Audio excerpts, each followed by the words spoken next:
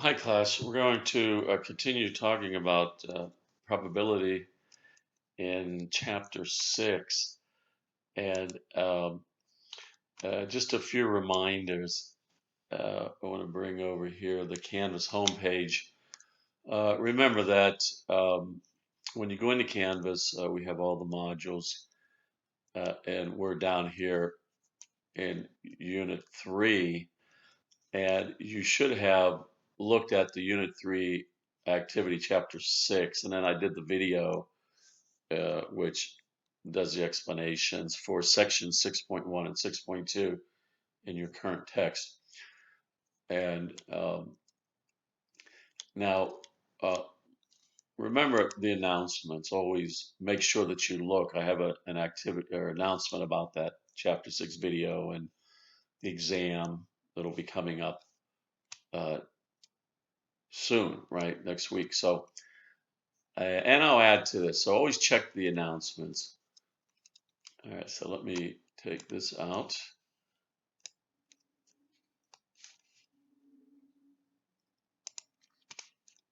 And when you get into my math lab, so the math lab code, if you haven't gotten into it, is on the homepage and Canvas homepage. And then once you get in there, again, if you have any issues, you can go to www.mymathlab.com and they have a help there that they can help you out, get you going. But so I'm assuming everybody's in. You should be in to my math lab. And then to get to the book, you get on here to Multimedia Library. And we're in chapter 6. And we are right now in section 6.3. We want the online text. And they do have learning activities and videos and things as well, but we're basically just going to talk about some things in the text in preparation for that test next week. Okay, so here's basics of probability.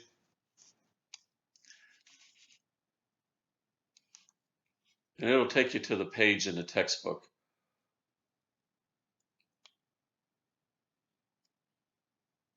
Okay, so 6.3, again, basics of probability. So I already have that pulled up. I'm going to take that off of there for now and move this out of the way. And let's get back in here. Okay, again, we don't need that. There we go. Okay, so the basics, again, just as a traditional approach, and it's some of it we'll use in statistics, some of it we don't use.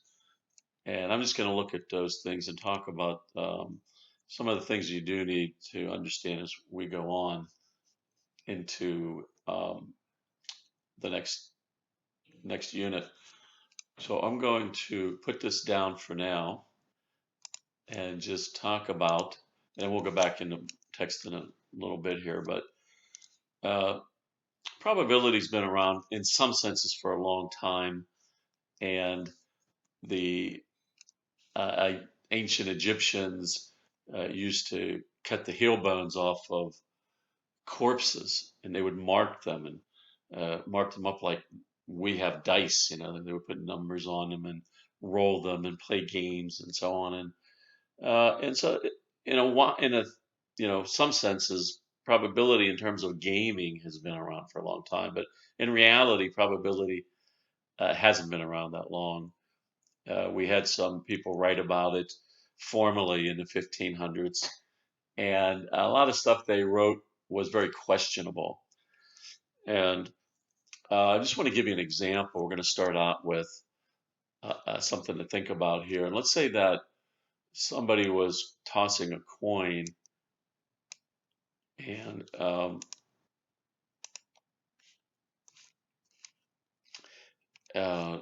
just let me get my whiteboard going here. And I'm not sure. Oh, Yeah, I'm just still getting used to all this stuff, so my videos will be a little bit. Let's see. There we go. Okay. Uh, let's say that somebody was tossing a coin and it came up heads, and tossed it again and it came up heads, and they tossed it again.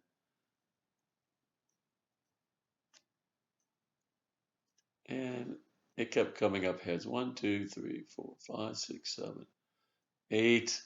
Say 9 times in a row it came up heads. And then we're looking at this 10th toss, and we want to say, what's the probability of coming up with heads on this 10th toss? And a lot of people right away will say 50-50, 50%, right? And one of the things to remember is, we talk about things in statistics. We try to understand the whole idea of statistics so we can make good judgments after we collect data and organize and do all that stuff we talked about. But probability, we have to understand how probability ties in and what it can tell us and what it really doesn't tell us, and how we're using it. But in a sense here, when if you think it's 50-50, that's referred to as a classical approach.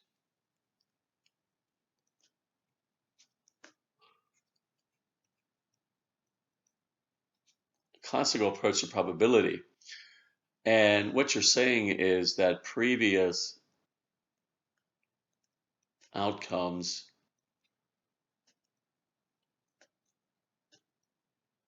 do not matter. Okay. So, in other words, you're kind of ignoring all the stuff that happened here. And you're saying, okay, we're just looking at this, that doesn't matter. And the coin has two sides, and one of them is going to come up, so that's 1 out of 2. And you're kind of assuming up front that heads and tails are equally likely, first of all. And so let's say that we even do assume that when it's a fair coin tossed, 1 time here. But the question is how likely is it, that probability that the heads is going to come up here? And you can't forget then that what you're really testing or asking about is a process.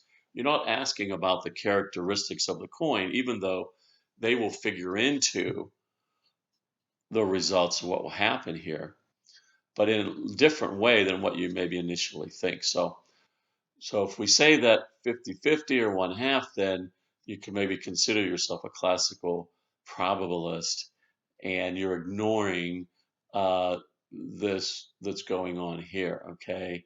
And maybe not thinking kind of the big picture on what we're really asking here. Now, some people look at this and they say, well, the probability of heads is going to be very small. And if you do a computation, you would say 1 out of 1,024.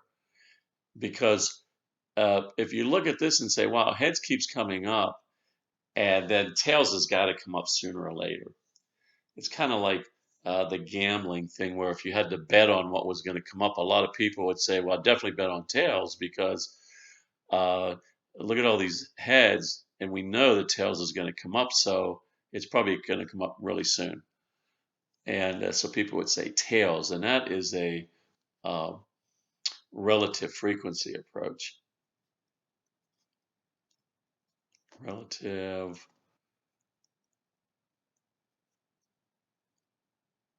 frequency. Okay. And that says that previous outcomes do matter. So what you're really talking more so is about is that uh, you're talking about the process. We've just kind of ran a sample. It's kind of like going out and collecting a sample and say people could respond 2 different ways, and you got a bunch of people that are responding the same way, and you're thinking, well, eventually I'm going to find somebody that maybe will respond the other way, or something like that. And we see this as helping us make a decision on what may possibly happen here. Okay. Now, uh, again, that's another approach, but there's also another approach. It's called a Bayesian approach.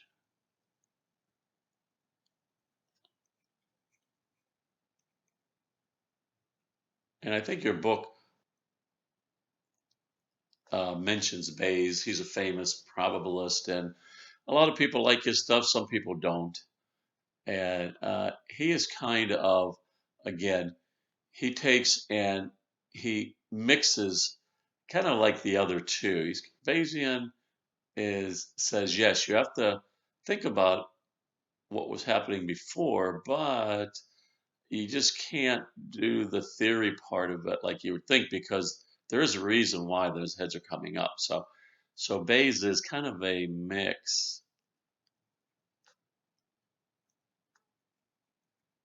of the other two, and so he would say, oh, there's definitely a pattern going on that is definitely going to influence what's going to happen here, but since there are heads and tails on there, yeah, eventually tails is going to come up.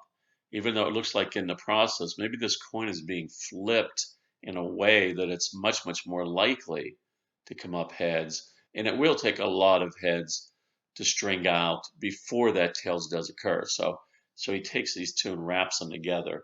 And a lot of people like that. And that's kind of more of a statistical approach. Bayesian is kind of well liked in the statistics world. And you would get some argument anytime you get a group of people together, whether they're mathematicians or statisticians or whatever.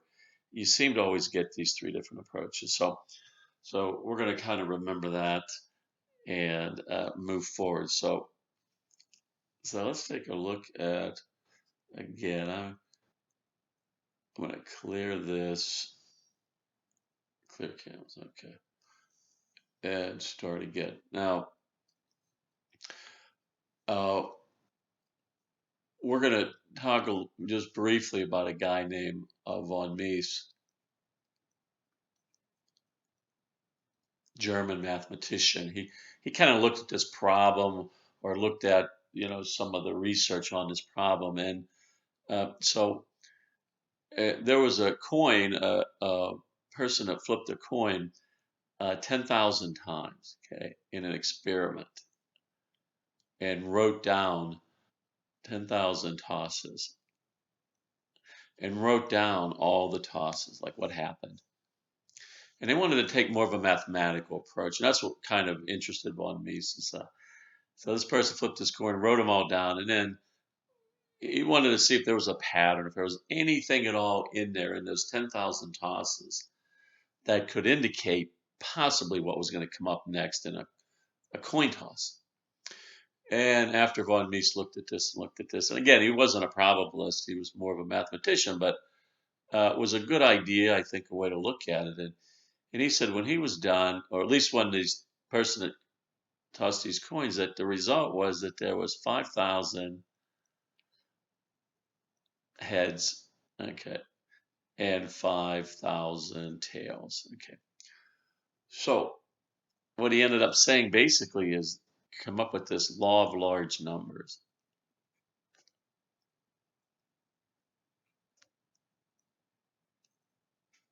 Okay, law of large numbers says that as you increase the number of trials in an experiment, you will approach the true theoretical probabilities. So we kind of use this a little bit later in statistics when we come up with something called a central limit theorem. It's kind of the same idea, that we don't look at a particular event. We look at maybe a large number and see what would happen in long run. So statisticians kind of like this idea that, that's why we collect samples, because if certain things are more repetitive, we have more confidence in how we move forward in terms of probabilities. But the other thing that von Mises said that was kind of interesting is that there are no single event probabilities. So the original question then, what was the probability of getting heads on that one single coin toss? As far as von Mises is concerned, is saying, well, there is no answer to that. You don't know. And that's also a very popular in the statistics field, is that we really just basically don't know, because we're not talking about analyzing just the coin and saying that there's a heads and a tails and ignoring the process of actually flipping the coin. And in reality, I mean, statistics deals with reality. We're not theoretical in nature. We like to collect data, look at the data, and see what the data is telling us. And we're trying to fit in some ways to do that. So we don't like looking at single events and making decisions either in statistics. So, okay, so let's go ahead and see what are some things that we can talk about and what we can use. So the first thing is that probabilities, say probability of some value A is, we could say, is the number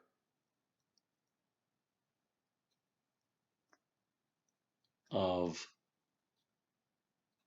those divided by total possible. Okay, so what does that mean? Well, let's go back to rolling a die. Let's say that we're going to roll a die one time. Okay.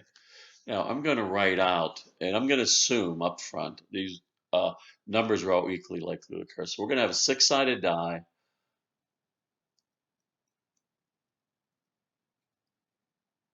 Six, right? And this thing is referred to as the sample space. Okay, so we got some definitions. Definitely going to have some definitions here in with probability. And if you roll the die one time and list out all the things that could happen, it could roll it, and it could come up a 1, it could come up a 2, a 3, or 4, 5, or 6. Okay. So that listing, again, we're assuming they're all equally likely to occur. And that's given us what we refer to as our sample space. So if we were going to do a probability, okay, so the probability of a 4 on a single coin, single roll, right? We got to look at, okay, how many number of those, well, how many 4s are in our sample space? Well, there's one, right? There's 1 4 in the sample space. And, okay, total possible, well, how many numbers are in there? There are 6 numbers, right? So that's where we get the 1 out of 6, right? So it's kind of a classical approach to probability. So we're not talking about the roll itself. In a sense, we're really just ignoring it, right? We're just saying that we're assuming that the roll occurs exactly the same every time, and that these numbers are equally likely on every given roll, okay? And so that's very important to remember that. All right, so this is called a simple event. Simple event. We're looking for one thing, probability of a 4, so we're just kind of looking for one thing out of that sample space. And that's kind of an easy way to do probability. We don't have to have numbers or dice or things like that. We could also have other things, but the other thing before I erase this, I want to add up here is that this probability, when we come up with a probability, the probability of A, okay, whatever we're working at, right, is going to be between 0 and 1. So that's a 1. Okay, these are always going to be numbers between 0 and 1. Now, the other thing that we, a property that we have in probability is that the sum of those probabilities, we'll say A sub I, are going to add up to 1. So in other words, if I looked at all these probabilities for every one of these, we got the probability of a 4, the probability of a 1 is going to be 1 out of 6, probability of a 2 is going to be 1 divided by 6, probability of a 3,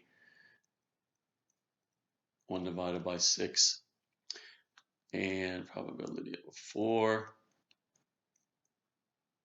And we got 1, 2, 3, 4. Whoops, we got 4 up there. Let's make this a 5. Probability of a 6. 1 out of 6. So I got 1, 2, 3, 4, all 1 out of 6. If we add them all up, if we add these all up, right, we're going to get 1. So that's what this means. Add them up, this summation symbol, right? It's a Greek letter S, right? Probability of all of those things in the sample space, we're going to add up and get 1. All right. So let's clear this out.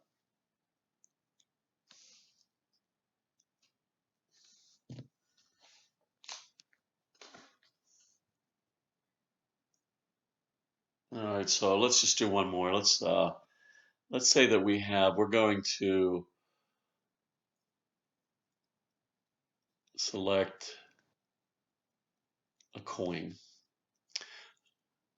out of a hat, say, and let's say that in that hat there's a red coin, 2 red coins, blue, blue, a blue, 3 blues, and yellow, yellow, yellow, yellow.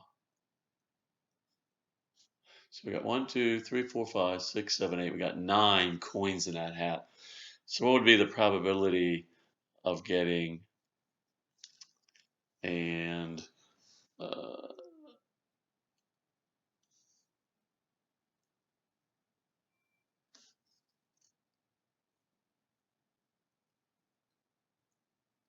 I just clean that up a little bit.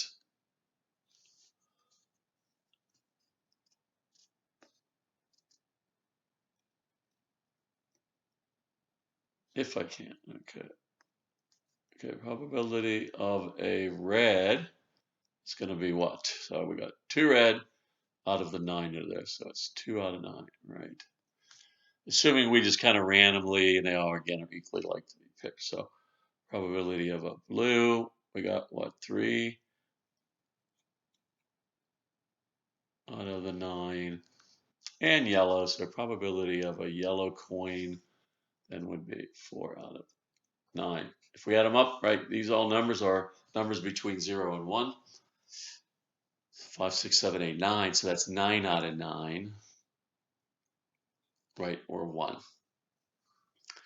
right, good. So I think the basic idea of probability, right, we kind of have that down.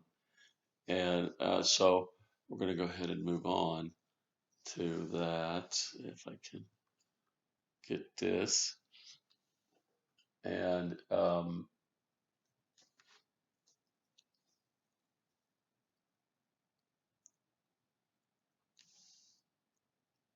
we go. So the next 2 properties are very, very important rules, and we'll need them as we go forward. And one's called the addition rule, one's called the multiplication rule. Now, the addition rule, okay,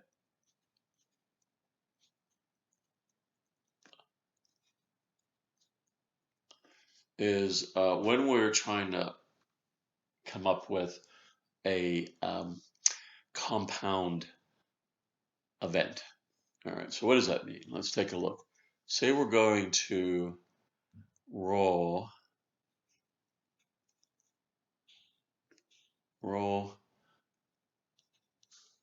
a die 1 time.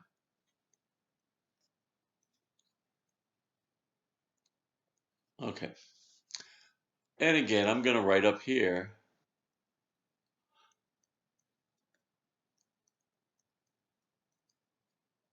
my sample space. So if I said, okay, probability of getting a 5. All right, this is, again, remember, this is a sample space. And again, this is what kind of event? This is a simple event, right? Because we're just looking for one thing.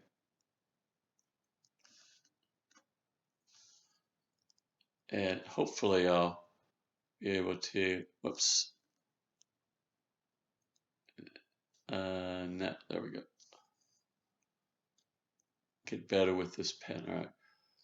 So probability of 5 we said is a 1 out of 6 because there's 1 5 out of the 6 numbers that are equally likely to come up when we roll that one time. But let's say I ask this question. Let's say I ask the probability of getting a 5 or a 6. So you see the difference here. We got 5. That's one thing in the probability problem. Now here, probability of a 5 or a 6. So the or is really the indicator there. And so in probability, when we say or, we're referring to a compound event, right? So this is a compound event. Simple, right? This one's simple. This is compound. We're looking for more than one thing. This or this. So looking for a 5 or a 6 to come up. And we can use the addition rule. The addition rule just says basically this is that kind of or means to add. So probability of a 5 plus the probability of a 6. Probability of a 5, 1 out of 6, plus the probability of a 6, 1 out of 6, 2 out of 6. All right, so that seems pretty straightforward. And you're saying, well, we could have just counted. I have a 1, 5, and 1, 6. That's 2 things out of the 6 things are up there. And yeah, for that kind of works like that. It's just counting when the events are mutually exclusive. All right, well, let's put another term up here.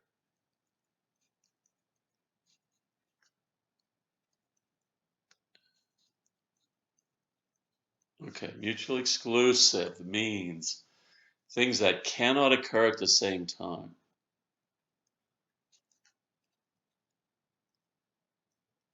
Cannot occur at the same time. Okay. So, in other words, if we roll the die one time, it could come up a 5, a 6, it could come up any one of these, but we can't get the 5 and the 6 at the same time. Right? We can't get the 5 and the 6. So you're going to get one or the other or neither of those. You can't get both. So we say those are mutually exclusive events. That makes the probability problem, the addition rule, very easily. Just add stuff together. Okay.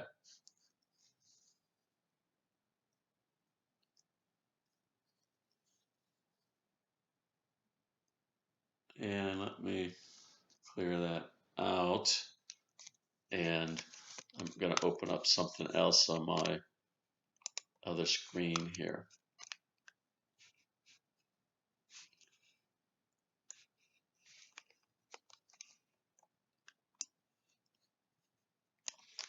And I'll be right with you 1 second. I'm trying to again, look at, I've got another screen set up I'm looking at now. So let's look at this problem. Let's say we're going to look at the last digit of a phone number. Okay, so I'm going to write out the sample space. 0, 1, 2, 3, 4, 5, 6, 7, 8, 9. All right. And let's say, what's the probability of getting a 3? Well, assume that any one of these numbers are equally likely to come up as the last digit in your phone number, right? So, well, there's 1 3 in there, so that's 1 out of the 10 numbers that are in there. So probably is 1 out of 10. So pretty straightforward. This is a simple event. Okay, let's try this one. Probability of getting a 5 or 7, right? Well, or makes this compound, and then we need the addition rule. So probability of 5 plus the probability of 7, and again, the probability of a 5, there's 1 up there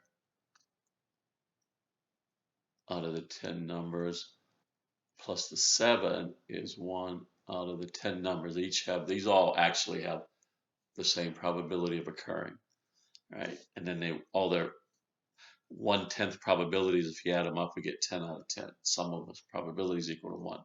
Okay, so this together, right? 2 out of 10. Okay, that all sounds pretty good. Now, are these mutually exclusive events? Well, can we have a 5 and a 7 as the last digit of a phone number? Okay, no. So yes, they're mutually exclusive. But now let's try another problem here. Let's change this up a little bit. Probability that the number is even or less than 6. Okay. All right, so I got or. So I know this is going to be the addition rule.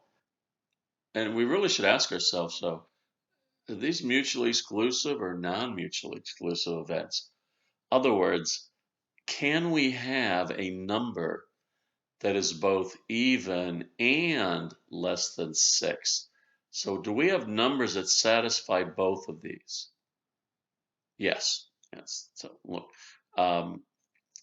the number 4 is even, right? And 4 is less than 6. So the problem becomes this with those are called non-mutually exclusive events, but so the probability of even, all right, that's this, or, well, we know we got to do plus probability less than 6. If we just stop there in this problem and we count the even numbers, 0, 2, 4, 6, 8, 10. So we got 5 of those.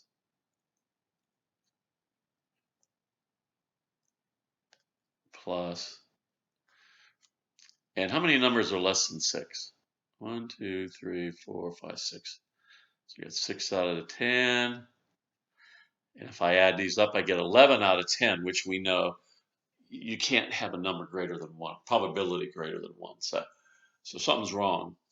But what happened was I counted all the evens and I counted all the numbers less than 6. So I double counted the ones that satisfy both conditions. So I double counted this one, I double counted this one, and I double counted this one. So the addition rule says that we would have to really subtract off the probability of the ones that are even and less than 6, or the ones that we double counted. So that's what this minusing, so we can undo that double counting. So minus, we say 1, 2, 3. So we subtract 3 over 10, and that's going to give us 11 minus 3, or 8/10. Okay, so that is the addition rule. And again, we're not going to go in depth on a lot of these rules. Just want to know the basics of it, because we're going to have to come back to this in some problems that we do later in this course in statistics.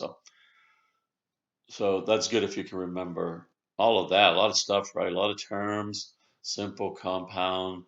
We have the addition rule, mutually exclusive, non-mutually exclusive. We got the properties of summing to 1 and so on. So let's go ahead and clear this. and keep moving. So let's go over to the multiplication rule, right?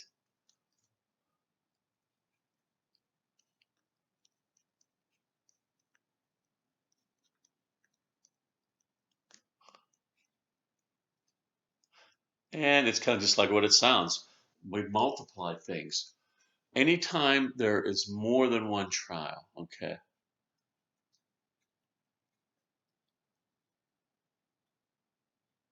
More than one trial or event, we use the multiplication rule. Always. So that's kind of nice to know. Uh, so let's look at the example. Let's say that we flip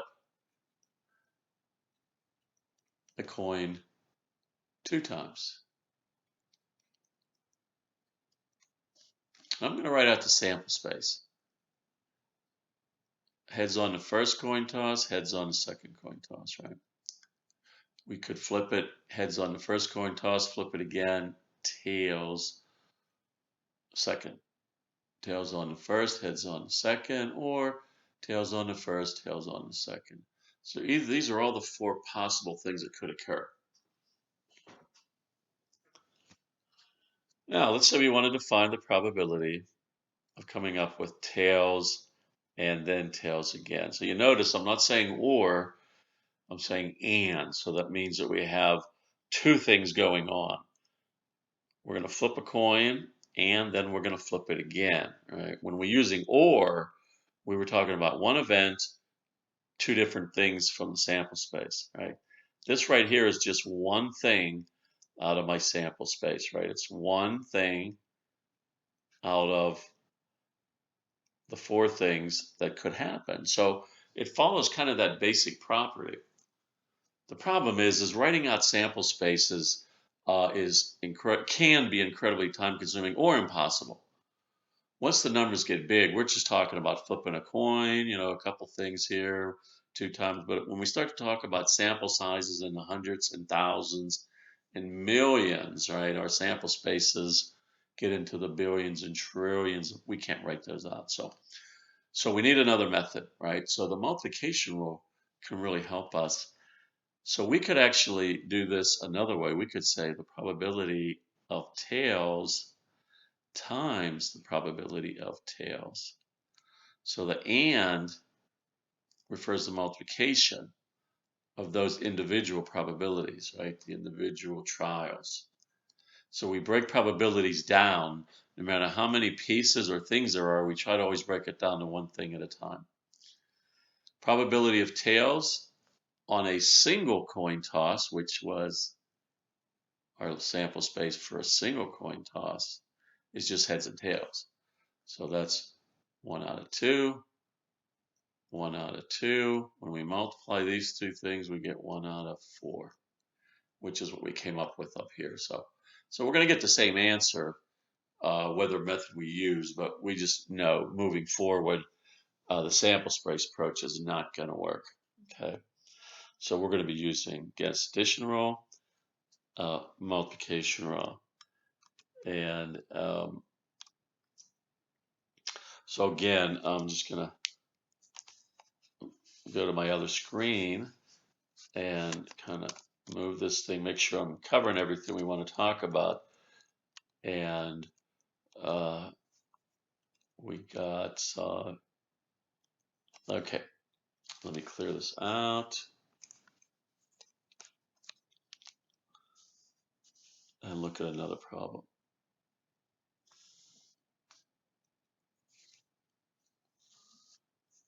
All right, let's say that we're going to take a little quiz, and there are 5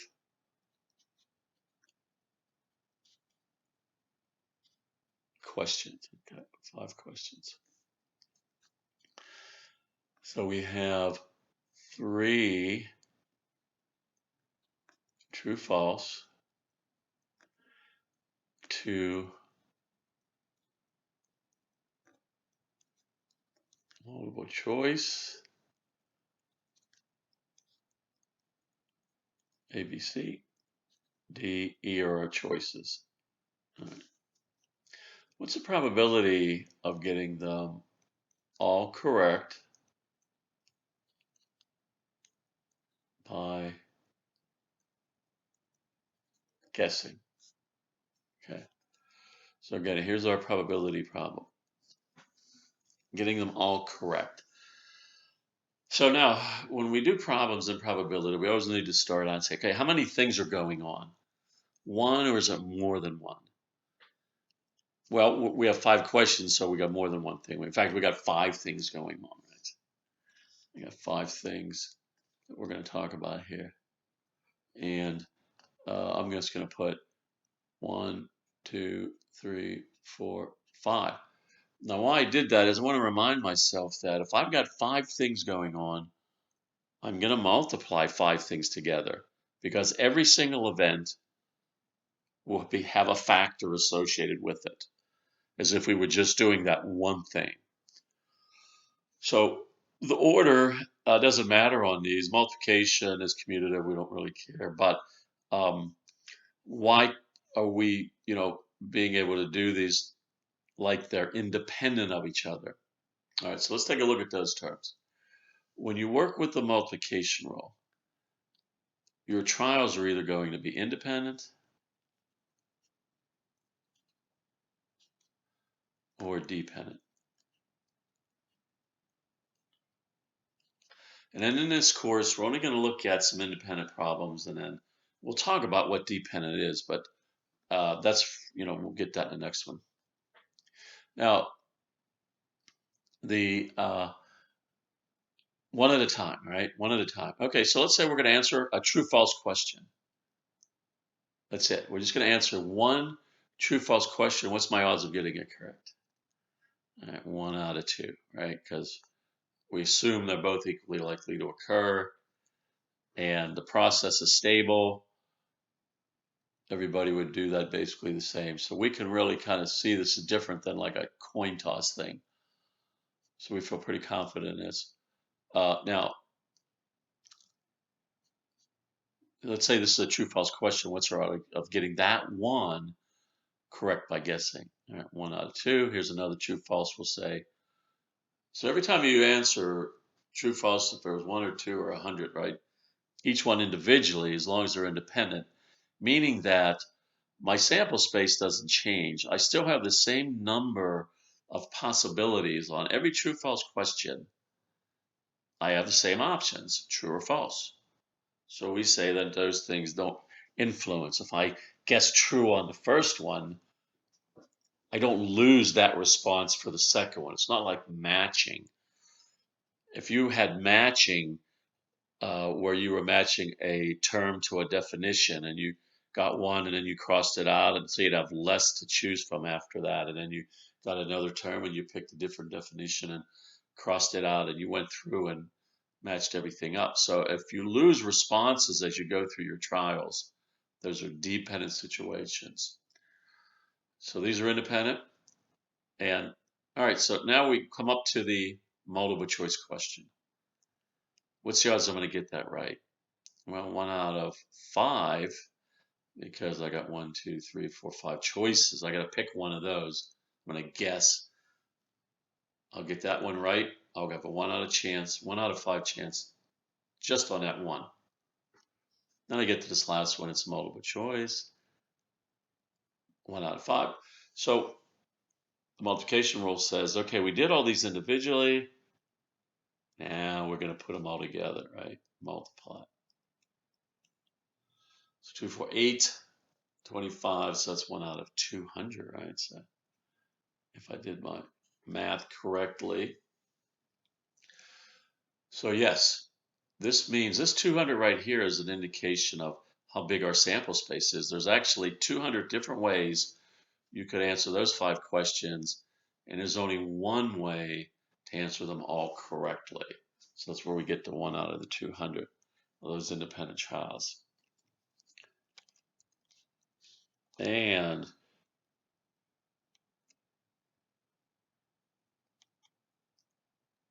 again, just looking, I think.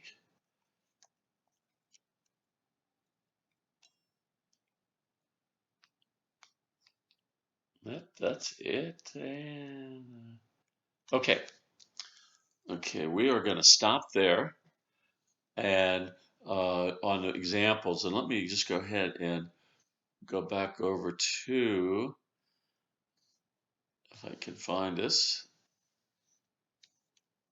Let me see.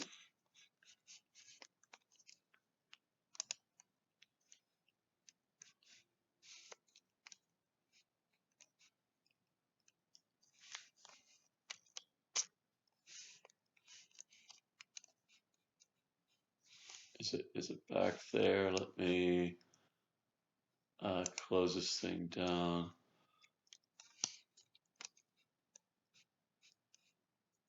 Okay.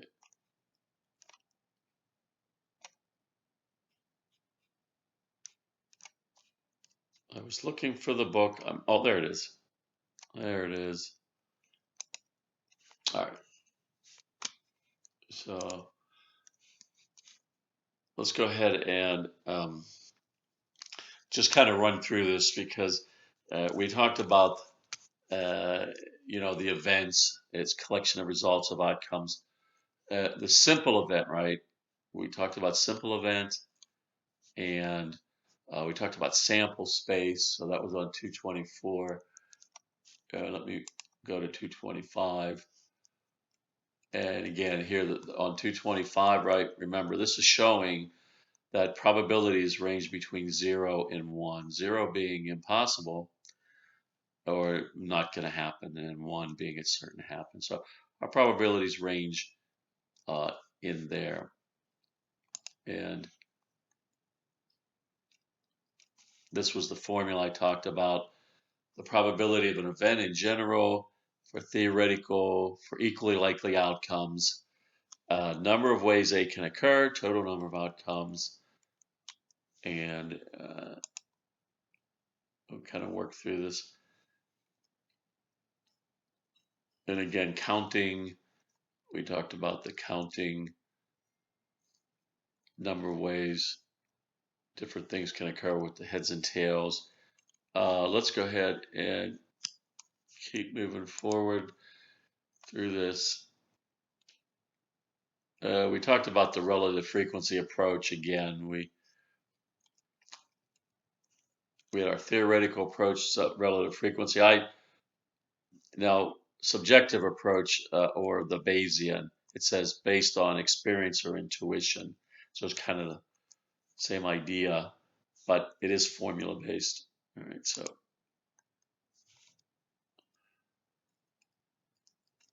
And the one thing I do want to add, I wanted to say compliment. So if you look at here at some examples, here's some good examples. He said, if we take a look at this example right here, now the complement is what you're not looking for in a sense. They say that suppose we're looking for a probability of event A, and then what's the probability of not A or its complement? Well, let's see what that means. So it says, let R represent a regular priced item that can be scanned correctly, right? Could be. So here's a regular priced item that can be scanned correctly. So that's 384 out of the total of 419. Okay, the total 419. And then they came up with this 0.961. Okay, so we've done this before with tables where we had to take one number divided by another. Right? And he said, well, how would you find not R or the complement to that? So the complement is simply 1 minus that number. And you'll see here, he takes 1 minus 0.916 and comes up with 0.084. Okay, so the probability of A, 0.961, and then the complement, or not A, not scanning correctly, is about 8.4%, right, of the time. Could be an undercharge or an overcharge. Those are both incorrect, right, scan prices items. So Okay, so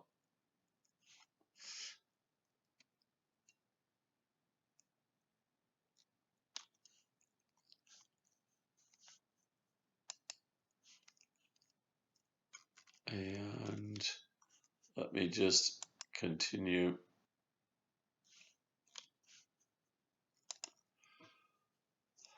through the book.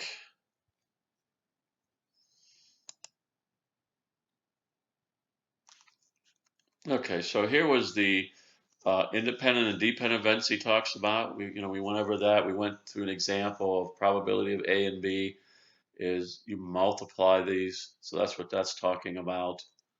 Or if it's A and B and C, you still, like we were doing true and false questions, you could have as many as you want. And he gives you an example, so you can get another example out of the book.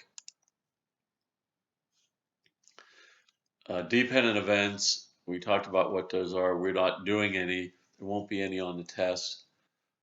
Dependent event probabilities.